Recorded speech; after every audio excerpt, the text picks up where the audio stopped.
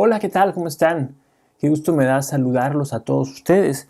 Yo soy Alex Ramírez Arballo y estoy empezando en este momento pues una conversación más, una lección para mí mismo en primer lugar y una lección para todos, yo creo. Esta es una reflexión pública en torno a temas que a mí me interesan, temas que he ido desarrollando y que tienen que ver con la psicología, con la filosofía, con la persona como texto, ¿no? Con la persona como un texto inagotable que podemos interpretar una y mil veces si es necesario. Y ojalá lo hagamos, porque si no, estamos viviendo nada más ahí a la deriva, como si fuéramos un trocito de madera en la corriente. En la lección pasada hablábamos acerca de las creencias y yo determinaba ahí que eran bastante determinantes, valga la redundancia, ¿no? Establecía que eran muy determinantes porque nos hacían ver la realidad desde una perspectiva univocista, desde una perspectiva única. Y yo hacía la analogía con las gafas o los lentes, ¿no? Una creencia es un set de espejuelos que utilizamos para leer el mundo. Y entonces creemos que todo el mundo es del color de esos lentes. Y no es así. Es preciso la dinamización del ser, la autorreflexividad. Es decir, es preciso detenernos y voltear a vernos a nosotros mismos en el proceso de lectura del mundo para comprender cómo estamos leyendo ese mundo. En pocas palabras, es preciso desconfiar de las convicciones más profundas que nosotros tengamos. A mí, la verdad, me da mucha risa cuando veo personas en los debates, la convicción con la que hablan, ¿no? Por ejemplo, cuando escucho a los nacionalistas, a los conservadores, a los progresistas, cualquier etiqueta que sea, todos tienen una cosa en común y es la certeza desde la que hablan. Pareciera que no se detienen un solo instante a cuestionar todas aquellas cosas que dicen. Bueno, hoy quiero hablar de otra cosa. ¿Se acuerdan que yo la lección pasada había hablado de les había anunciado 3 palabras, pero no alcanzó el tiempo? Hablamos de creencias. La segunda palabra es el apego. Y de manera semejante a lo que hice en la lección pasada, voy a empezar leyendo una de mis notas acá en mi cuadernito. Y esto es lo que escribí con base en los apegos. El fetiche, punto. Es una persona o cosa que parece concentrar nuestro ideal de felicidad. Es un tótem al que le atribuimos el poder de hacernos felices o desgraciados. Es decir, nos hace felices si lo poseemos y nos hace desgraciados si no lo poseemos. Lo cual es terrible porque nos condena a la desgracia perpetua porque nunca lo poseeremos del todo, ¿no? Lo intuimos, suponemos que está ahí siempre a la vuelta de la esquina. Un poquito más, un poquito más, un poquito más y lo alcanzaremos. Y no lo alcanzamos nunca. Es como aquella persona que está tomando alcohol y de pronto llega a un estado que se siente muy feliz, ¿no? Muy contento, muy dichoso, y dice un poquito más, como si ese poquito más le fuera a dar más felicidad, y lo que pasa es que termina ahí todo borracho. Pues lo mismo sucede con este concepto, con el objeto que deseamos y al que nos apegamos. Y esto es interesante porque quiere decir que nos apegamos a algo, fíjense qué interesante, a algo que no es real. Es decir, si yo tengo este teléfono y me apego a este teléfono, bueno, materialmente tengo un teléfono, me estoy apegando a él, pero si a este teléfono le confiero la autoridad de darme la felicidad, entonces deja de ser un teléfono y se convierte en otra cosa, en un fetiche, en un tótem, decía, ¿no? Es como el becerro de oro ante el cual me postro. Es un ídolo, es un ídolo. Pero ojo, lo mismo sucede con las personas. Yo mencionaba aquí, decía, es una persona o cosa, ¿no? Pues un teléfono es una cosa, pero también sucede con las personas. Pensemos en esta frase. Sin ti, ¿para qué quiero vivir? Una frase dramática, ciertamente. Una frase caricaturizable, ¿no? Una frase que, sin embargo, refleja o nos dice muchísimo de nuestra educación sentimental. Es una frase muy romántica, ¿no? Es una de las excrescencias del romanticismo. Corazón, le dicen los enamorados, ¿no? A sus enamoradas o viceversa. Los que son muy cursis, pues. Es decir, tú eres el órgano esencial para que yo viva. Sin ti, decía yo aquí, ¿para qué quiero vivir o cómo podría vivir? ¿Es en realidad ese otro el que me hace vivir? Yo creo que no. Yo creo que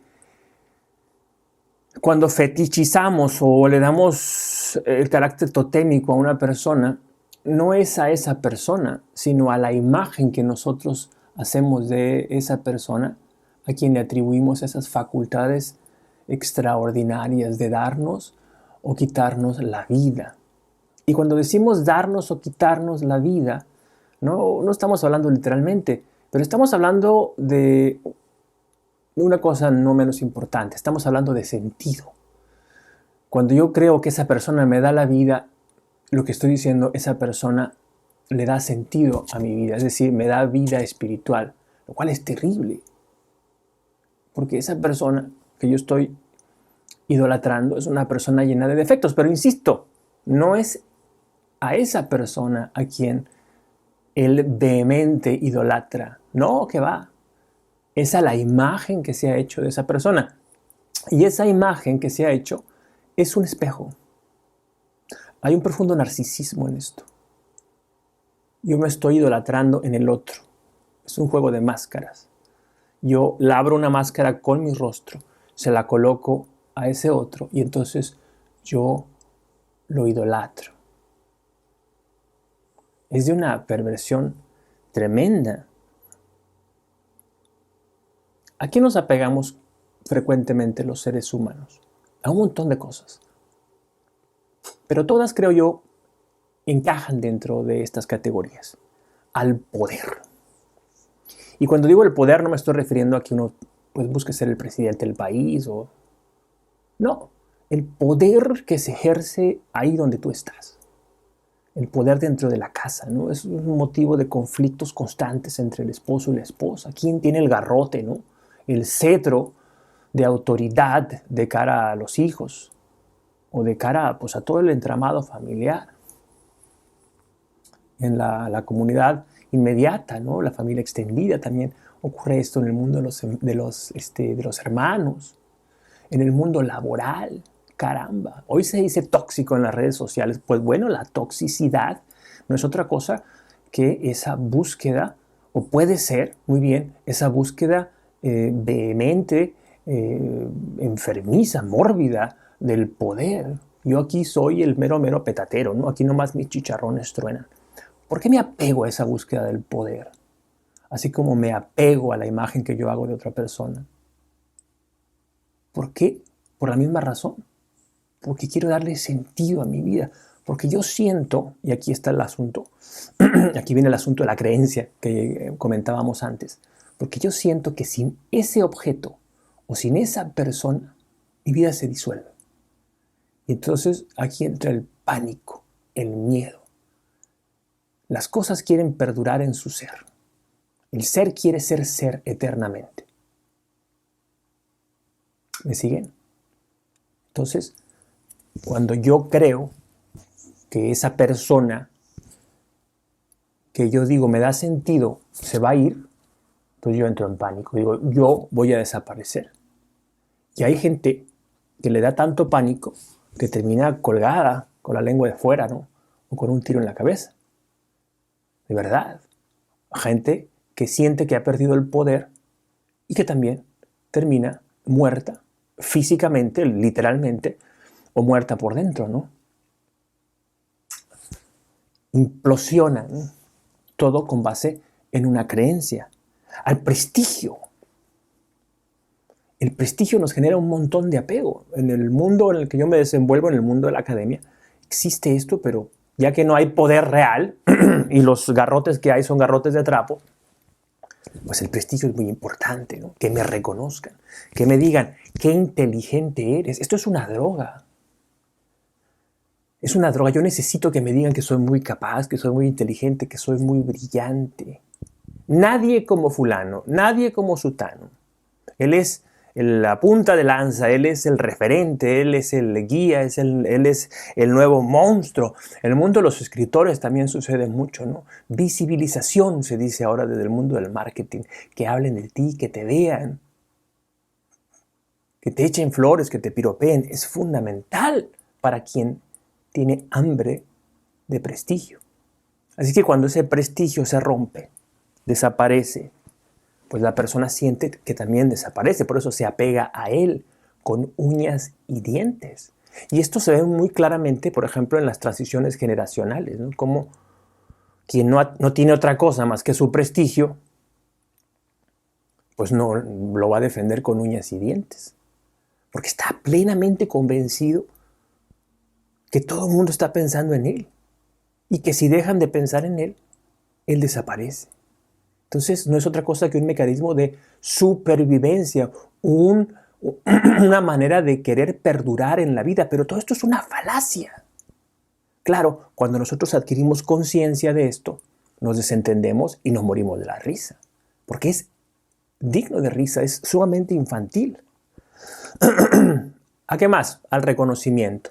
Es un primo hermano del prestigio, ¿no? Al reconocimiento que se materializa, gente que quiere premios, que quiere coronas, gente que quiere placas, estatuas, que quiere la posteridad, ¿no? No sé, son fantasías onanistas. Netzahualcóyotl, el poeta texcocano, decía que todos somos pinturas que nos estamos borrando. Y es una imagen muy bonita, muy efectiva, ¿no? Porque eso es exactamente lo que somos. Nos estamos desdibujando, estamos desapareciendo. Si no me crees, pues no sé, observa una foto tuya de hace 10 años, por ejemplo, ¿no? Y te vas a dar cuenta cómo el tiempo está aposentado en ti. O más bien tú vas en el tiempo, ¿no? Y vas pues entrando en ese proceso natural de envejecimiento. Y es un recordatorio constante, ¿no? Yo siempre pienso, siempre que me aparece una cana nueva, me acuerdo de César Vallejo, ¿no? Y digo, ¿serán estos los heraldos negros que nos manda la muerte? Bla, bla, bla. En broma, pues, pero hay mucho de cierto también, ¿no? Nos estamos desintegrando porque volveremos al gran misterio que nos envuelve.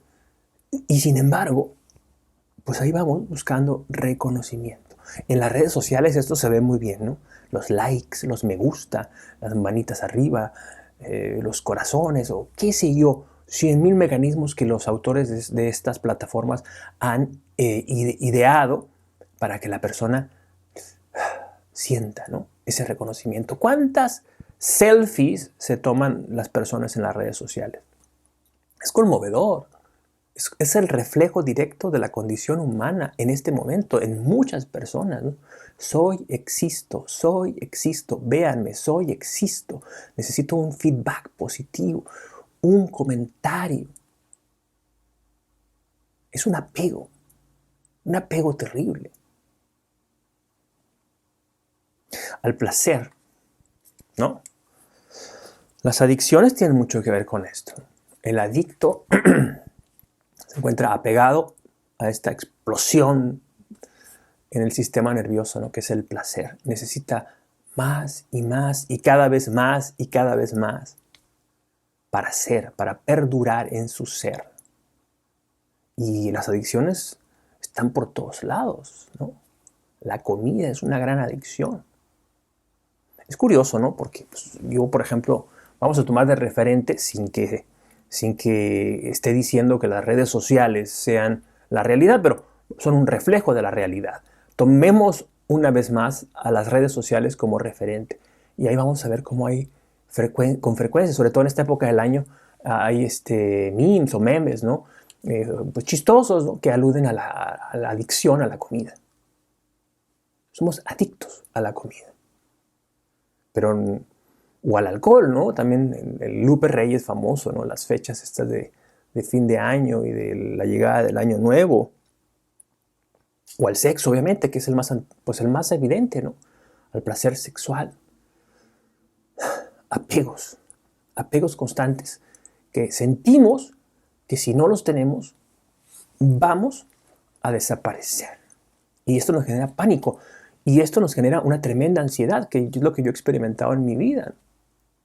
prestigio, poder, reconocimiento, visibilidad, placer. Son 5 o 6 esferas de las que no salimos. Ahí estamos siempre transitando, ¿no? Entonces piensa en cuáles son tus apegos y piensa sobre todo en esto. ¿Qué pasaría realmente si yo perdiera esto? Ahora, alguien me puede decir, no, pero por ejemplo, mis hijos, ¿no? Y ahí hay un poco de trampa, ¿no? Es decir, claro, todos queremos a nuestros hijos y todos queremos estar cerca de nuestros hijos y queremos lo mejor para ellos, etc. Eso es normal, eso es obvio. Pero la verdad es que, y perdonen que esto suene tan feo, ¿no? Pero ellos no nos pertenecen y tenemos que aprender a vivir sin ellos, ¿no? Piensa en este momento que no tienes a tus hijos o que pierdes a tus hijos, que perdemos a nuestros hijos o a un hijo, que es lo más terrible que puede suceder. ¿Seríamos capaces de seguir con vida? Por supuesto que sí. ¿Seríamos capaces de continuar con una vida llena de sentido? Por supuesto que sí. Abundan los casos. La resiliencia, la resistencia, la capacidad de transformación y alquimización del dolor es infinita en el ser humano. La persona que tiene un apego profundo está imaginando catástrofes y las está padeciendo. Por eso sus niveles de ansiedad se incrementan tremendamente. Está viviendo en cuerpo y alma algo que no existe. Cuando las personas enfrentamos una tragedia auténtica, una tragedia verdadera, sucede realmente, como dicen en inglés, out of the blue, ¿no? De manera inesperada. Y por el flanco por donde menos lo habíamos estado anticipando. ¿Y qué sucede? Pues que la evidencia nos demuestra que los seres humanos tenemos una enorme capacidad para reaccionar y reconstruirnos desde las cenizas, independientemente del tamaño de la tragedia que estemos enfrentando.